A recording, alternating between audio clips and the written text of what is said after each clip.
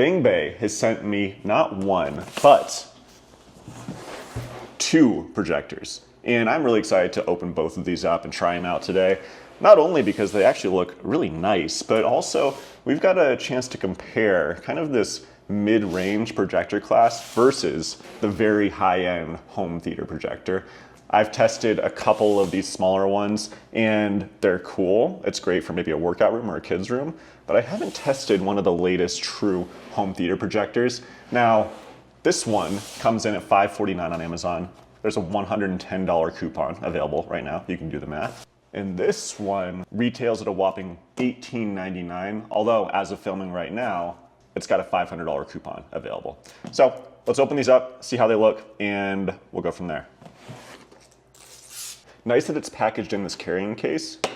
Feels like a bit of a styrofoam case, so not the highest quality, but it gets the job done.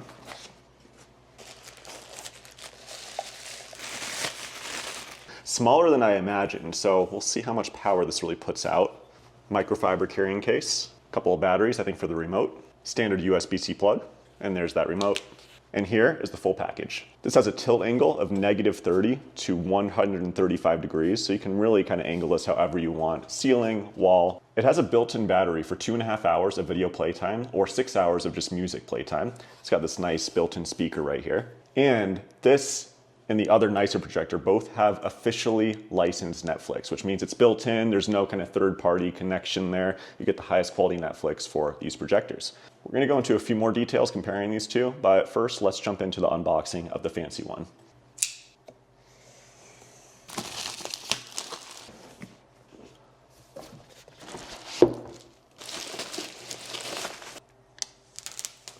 A little bit of extra residue from that plastic that's glued on. So that was not the most pleasant peeling that I've experienced. I'm gonna have to deal with that later. Looking at the back, we've got two USB, one HDMI eARC, another standard HDMI, optical audio, LAN, and DC plug right here, as well as headphones, along with a very nice speaker all around the side here. 4K Ultra HD projector right there. Let's now do a little bit of a comparison between these two. We've got the same remote, a much more powerful power brick because you gotta put a lot more power through this thing. You have a ton of different connectors here so you can run external devices with no issue, especially that HDMI eARC. So for a true home theater, if you really wanna run external audio through there, have it powering your system, totally fine. And the Freedo has USB and HDMI. If you are gonna run an external device through HDMI, 4K is supported. In terms of brightness, projectors are measured by lumens. The Freedo has 450 ISO lumens. Now this bad boy has 2450 ISO lumens. That should be good enough for a home theater, but it's not the top end. You can take a look at this for some more details on what the lumens mean and what you might need for different types of settings. This one provides up to 180 inches of display size, has Dolby Audio, Bluetooth, and Wi-Fi, and projects at 1080p. While this one is 4K, of course Wi-Fi and Bluetooth as well. HDR10 Plus and a 200-inch picture are supported, and 2x12 watt DTS:X and Dolby Audio. Very excited to see the sound difference between these two. Is it enough to really run this without external audio? I'm imagining not, but we will see.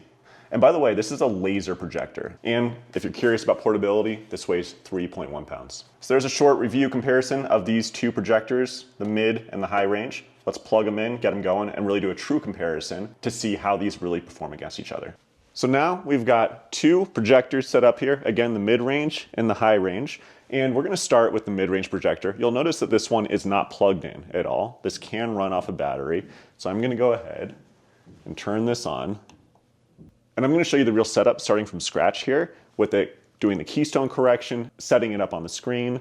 And you can see over here, we've got this 10-foot screen that we are going to be working with. In regards to the setup time, both of these projectors, it's pretty similar. It's the same type of software. The only difference is how are you gonna mount it, where are you gonna place it. But for setup out of the box, all you do, you plug it in, you link to your phone, Google Home, it does a software update, and that's it. The hands-on process probably took 5 or 6 minutes. The software update process did take maybe a half hour to kind of run through all that, but you don't need to be standing and watching that. So now I'm just adjusting the tilt and you can see we've got the logo on the screen here. I've already done the setup where you link it with your phone to Google TV. That's all pretty straightforward. My lights are probably at about 30% brightness right now, and you can see it's a little bit difficult to see. Also, the projector is not completely configured for this size screen. So we're gonna go ahead and go into our settings.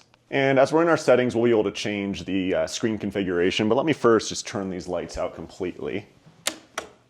And now you can see, it's much easier to see. We got a little bit of ambient light coming from these basement windows here. And here we can go into all settings, projector settings, and then image correction. Let's try auto keystone. That should fit the image directly to this large screen. And immediately, just did it right there. That looks almost perfect. I can see a little bit of a gap towards the top right. Let's actually try this fit to screen.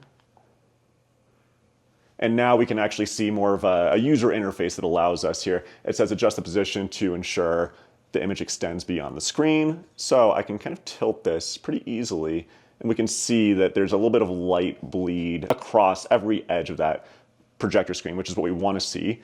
Now I'll click start, and it's trying to figure out where is that screen. It's using its AI. And now it's done it. And I would say that's about 98% perfection. So we're gonna go back. We're gonna do a focus, autofocus. Let's see how well it does. I'm gonna go manual because I actually don't really think that did it too well. I can kind of go up and down on this remote to adjust that focus. And we can see this little animation as I'm focusing, it's going out of focus. This looks about right. I'm gonna go back, and we are now set up to watch whatever we want. I'm gonna go home, and we can see the standard Google TV interface. I am immediately noticing though that the brightness is just not that great. You'll get away with watching whatever you wanna watch. You're just not gonna have that home theater brightness and contrast. But let's go to YouTube and just put something on. I just put up these pillows over here to block out some of that ambient light. You can already tell it's gonna be looking a little bit better. In a really dark room, you're probably gonna be fine in here. So let's put something on, and there we go. I must say, that image looks pretty sharp. It's only gonna be in 1080. We're looking at 450 lumens. So again, not perfection here, but I think you could imagine, again, in a dark room, you could absolutely get away with watching a movie on this thing. Now let's pump up the volume and see how strong this gets. The volume does take a while to kind of ramp up. I'm just holding this volume up button.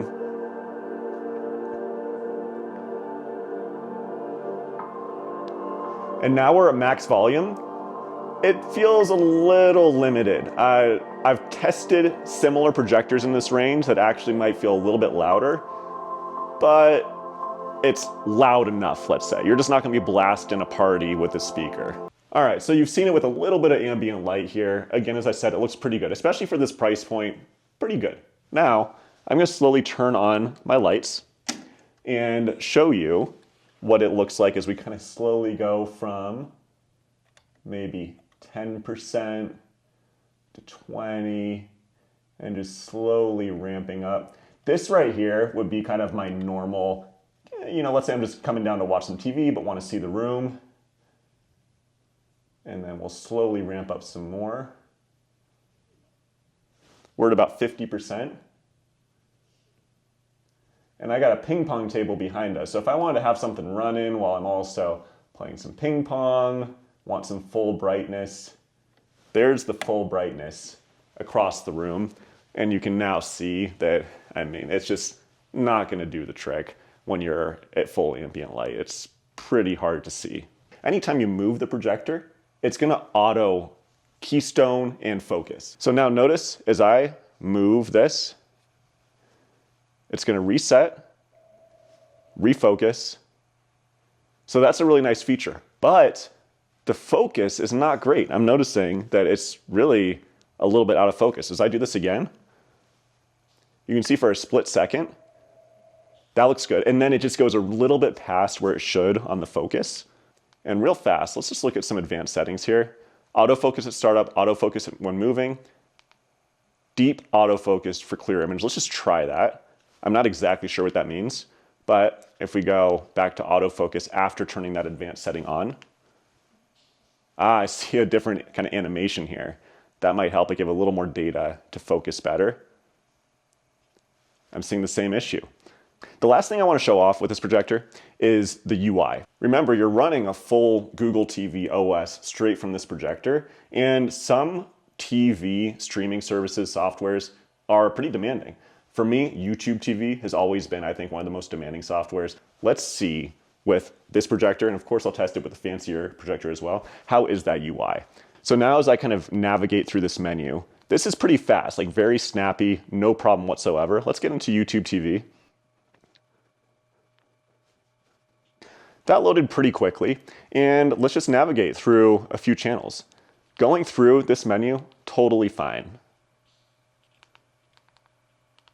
We'll put on some NFL Countdown.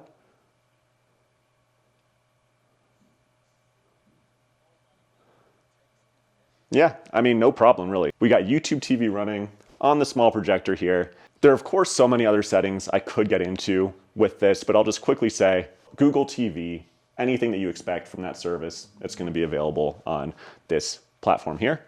And again, there is going to be a music mode. If you do just want to stream music through the speaker, that's possible as well. If you want to bring it to a party, for example, good stuff.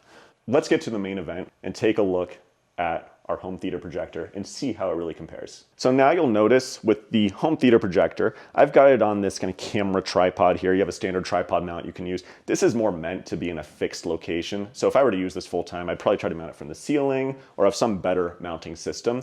You can't easily just kind of tilt this one. So I have it again on this tripod that allows me to do some tilting. So it looks a little bit, not too professional here, but good enough to test this out. So I'm going to power this on. And let's see how long it takes to get this thing started.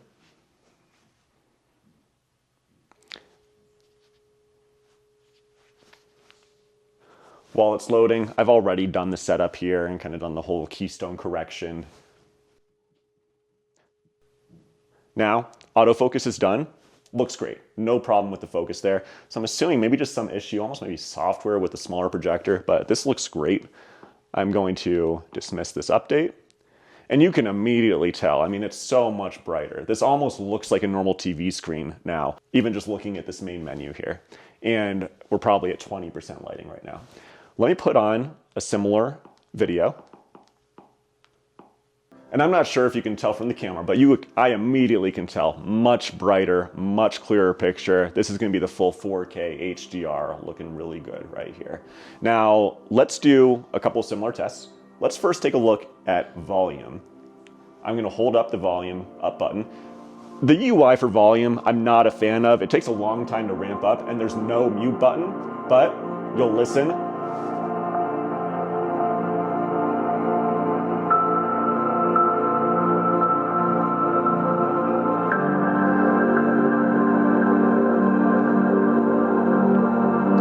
I gotta yell over this so you can kind of hear me. We're using my microphone here, so I'll kind of step away.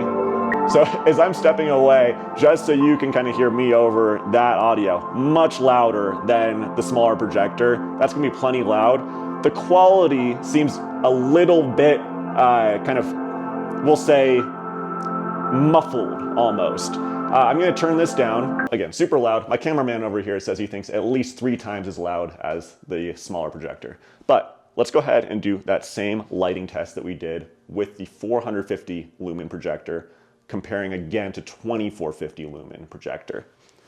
So here we go. Lights all the way out. Slowly ramping up to about that 10% level. Back to that maybe 30% ambient level I said before, where we are kind of wanting to just hang out and chill, still see each other, but have the screen on. Up to maybe 50%. And then gonna just slowly ramp up all the way, 75%, up to 100%. Again, this is where you're having a party, maybe you're playing some ping pong, all the lights are on so you can see clearly, and the screen is still on here. Now, it's a little more washed out. You've got full ambient light, 100% from the ceiling, and this projector is kind of fighting against that light, but it looks pretty good. Like I could watch something, have a game on, Let me actually put on, we'll do a little UI test as I'm kind of going back and forth here. I'm gonna hit the home button. We're immediately back. And I would assume the computing processor in here is going to be better than the portable projector. And as we click around here, again, very smooth YouTube TV for the big test.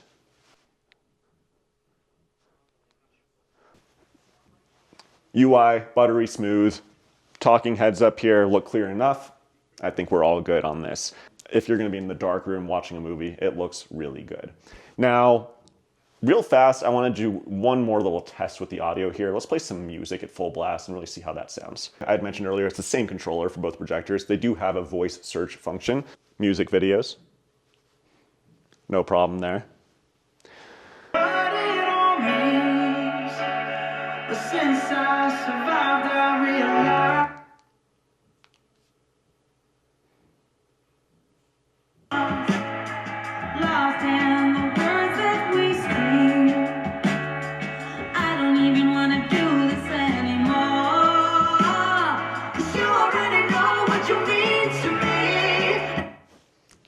It sounds pretty good. I'll mention again, in terms of the audio levels, how loud it is, totally fine. You can get away with watching a movie, even if a bunch of people are talking over it, you're fine.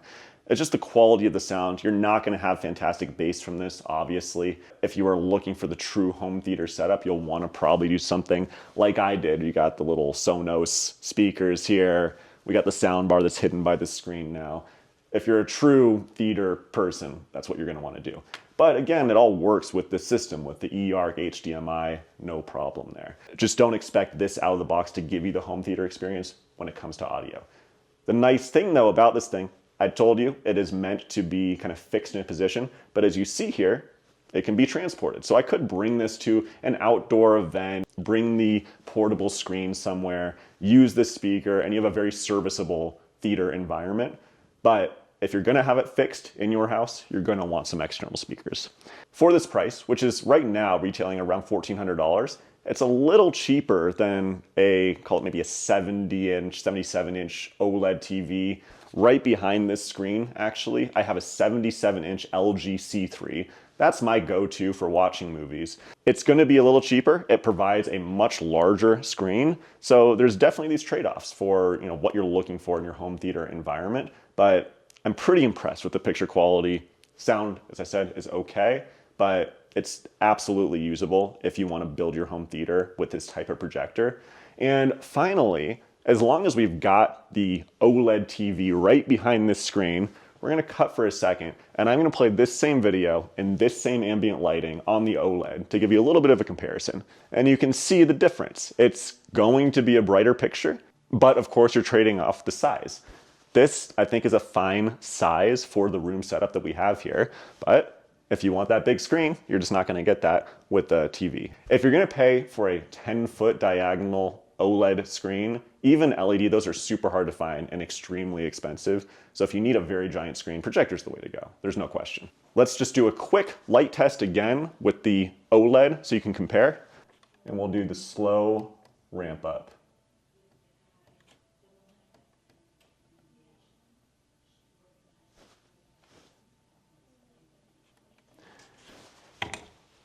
And there's 100%. And that's your biggest trade-off right there. Of course, with OLED or any type of light coming from the screen rather than an external source like a projector, you're gonna have a better picture, a brighter picture when you're in a bright room. It's always trade-offs with these things. This projector though, pretty fantastic. The portable projector, great for if you need to bring it on the go, a party, somewhere where you don't need to focus on the best picture quality. But there you go. Thank you all so much for watching. If you have any questions about these, if it didn't answer certain details you're curious about, please let me know in the comments. Otherwise, I will see you on the next one.